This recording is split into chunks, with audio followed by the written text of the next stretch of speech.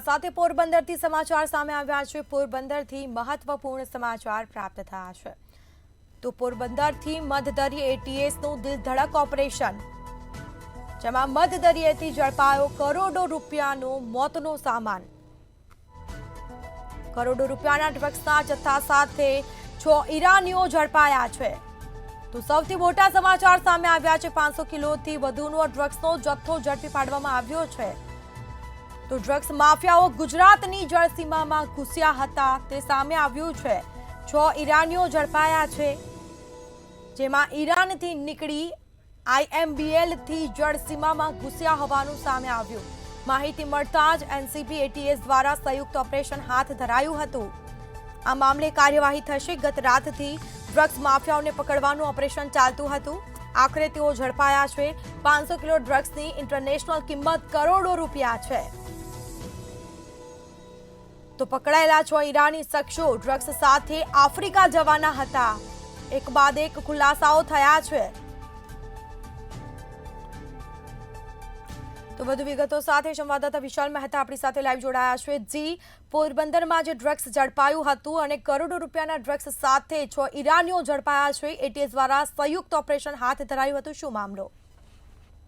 જે રીતે પોરબંદર દરિયાના મધદરિયે જે આ ઓપરેશન હાથ ધરવામાં આવ્યું હતું, જે દિલધડક ઓપરેશન છે, તેને લઈને જે માહિતી એટીએસને અને એનસીબીને સામે મળી હતી, જે રીતે આ સમગ્ર મામલો સામે આવ્યો, ત્યારબાદ તુરંત જ કાર્યવાહી હાથ ધરવામાં આવી અને તેની અંદર એસીબી અને ખાસ કરીને એનસીબી અને એટીએસના ટીમ દ્વારા મધદરિયે આ દિલધડક ઓપરેશન કરવામાં આવ્યું, જેની અંદર 6 ઈરાનીઓને પકડી લેવામાં આવ્યા છે। તેમની પાસેથી 500 કરોડનું ડ્રગ્સ છે તે અત્યારે હાલમાં રિકવર કરવામાં આવ્યું છે। અને સૌથી મોટી વાત એ છે કે આ ઈરાનીઓ છે તે ઈરાનથી નીકળી અને 500 કરોડથી વધારેના ડ્રગ્સ સાથે ઇન્ટરનેશનલ મરીન લાઇન એટલે કે IMBL બોર્ડરથી ગુજરાતમાં પ્રવેશ્યા હતા અને ગુજરાતની જળસીમાનો ઉપયોગ કરીને તે લોકો આગળ આફ્રિકા તરફ જતા હતા। આ બાબતની માહિતી જ્યારે એટીએસને મળી ત્યારે એટીએસ તાત્કાલિક જ ત્યાં ઘટના સ્થળે પહોંચી ગયું, સાથે એનસીબી સાથે તેમણે સંયુક્ત ઓપરેશન હાથ ધર્યું અને આ તમામ આરોપીઓને અત્યારે હાલમાં ઝડપી લેવામાં આવ્યા છે। હજી પણ જે એટીએસની ટીમ છે જે મધદરિયેથી અત્યારે હાલમાં કિનારા સુધી પહોંચી રહી છે। તમામ હકીકતો છે તે હજી આવવાની બાકી છે। આ પ્રાથમિક માહિતી છે જેને લઈને અત્યારે હાલમાં આ સમગ્ર હકીકત બહાર આવી રહી છે।